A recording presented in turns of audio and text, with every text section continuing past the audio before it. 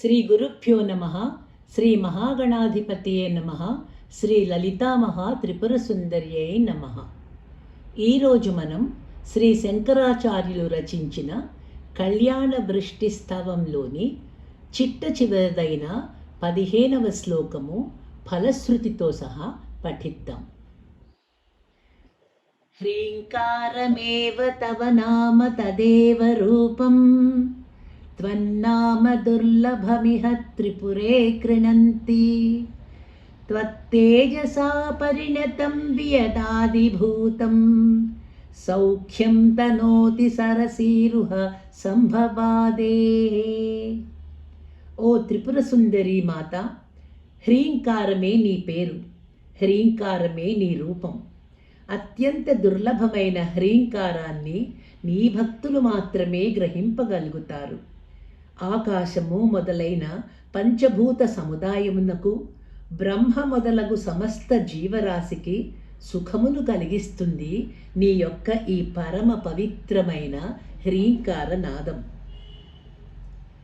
హ్రీంకారత్రయ సంపుటేన మహతా మంత్రేణ సందీపితం స్తోత్రం యః ప్రతివాసరం తవ పురో మాతర్జపేన్మంత్రవిత్ తస్య క్షోణిభుజో భవంతి వశగా లక్ష్మీ చిరస్థాయినీ వాణీ నిర్మల సూక్తి భారభరిత జాగర్తి దీర్ఘం వయః. ఓ త్రిపుర సుందరీ దేవి, జగన్మాత, 3 హ్రీంకారములతో సంపుటితమైన మహామంత్రముతో విరాజిల్లుతూ ఉన్న ఈ స్తోత్రమును ప్రతిరోజు నిలబడి ఏ మంత్రవేత్త జపిస్తాడో అతనికి రాజులందరూ వశమవుతారు. అట్టివాని హృదయంలో లక్ష్మీదేవి శాశ్వతంగా ఉంటుంది. నిర్మలమైన సూక్తి విశేషాలతో నిండి వీణాపాణి అటువంటి భక్తుని జిహ్వపై తాండవమాడుతుంది. అట్టి సాధకుడు దీర్ఘాయుర్దాయం కలిగి ఉంటాడు.